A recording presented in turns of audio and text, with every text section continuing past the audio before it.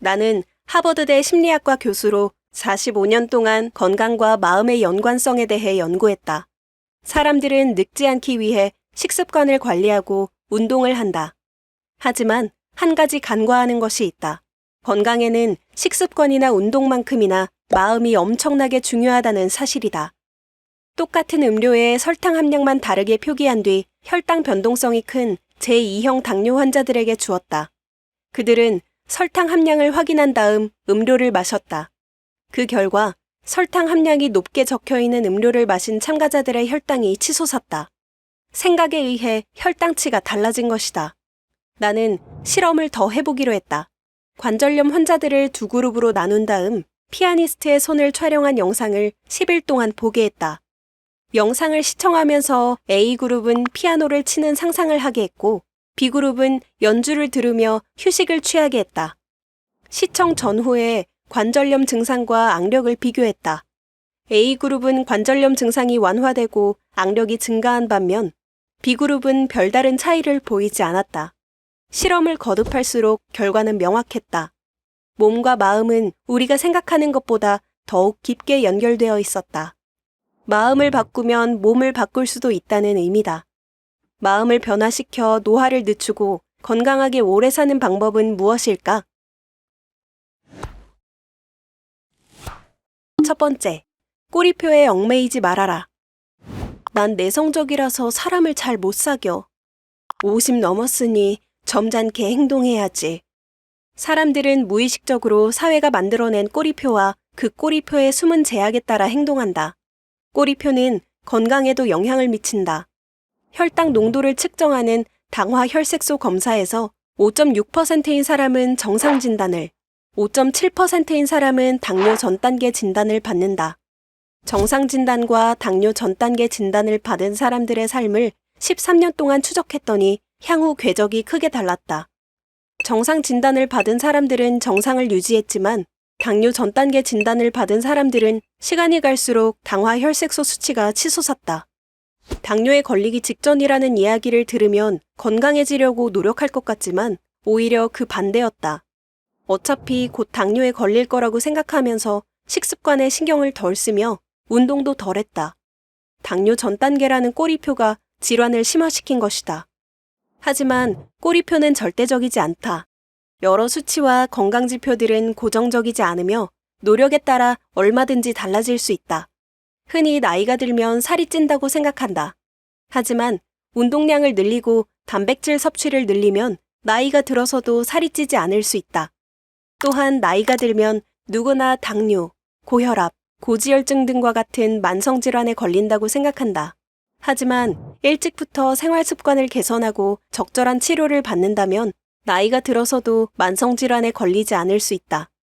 건강하게 오래 살고 싶다면 나이에 관한 꼬리표에 얽매이지 말자.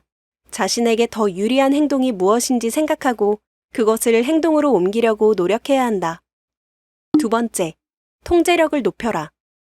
통제력은 우리에게 동기를 부여하고 불편한 상황을 견디는 데 도움을 준다.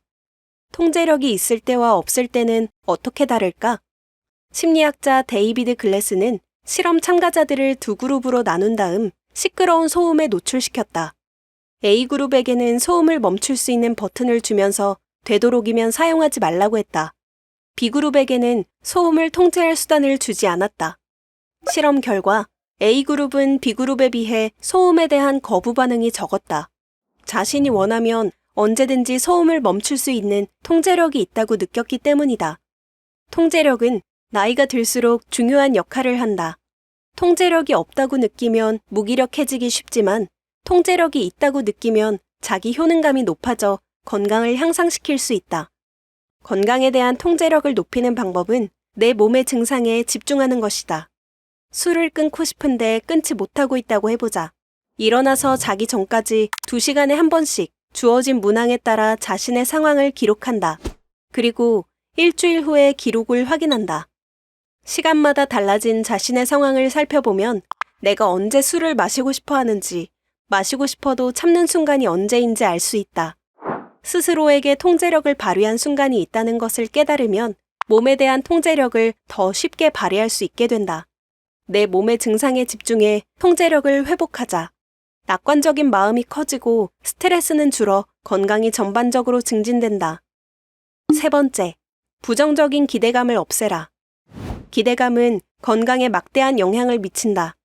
가짜 약도 효과가 있다고 믿으면 치료가 되지만 진짜 약도 효과가 없다고 믿으면 치료가 안 된다.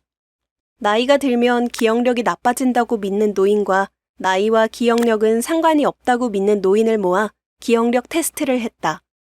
나이에 대해 편견이 많은 노인들은 젊은이보다 기억력이 나빴지만 나이에 대해 편견이 적은 노인들은 젊은이들만큼 기억력이 뛰어났다. 나이가 들수록 기억력이 나빠질 거라는 부정적인 기대감이 기억력에 영향을 끼친 것이다. 나는 호텔 청소부를 대상으로 한 가지 실험을 더했다. 청소부 일은 육체적으로 고된 활동이지만 그들은 그 일을 운동으로 보지 않았다. 나는 호텔 청소부들을 두 그룹으로 나눴다.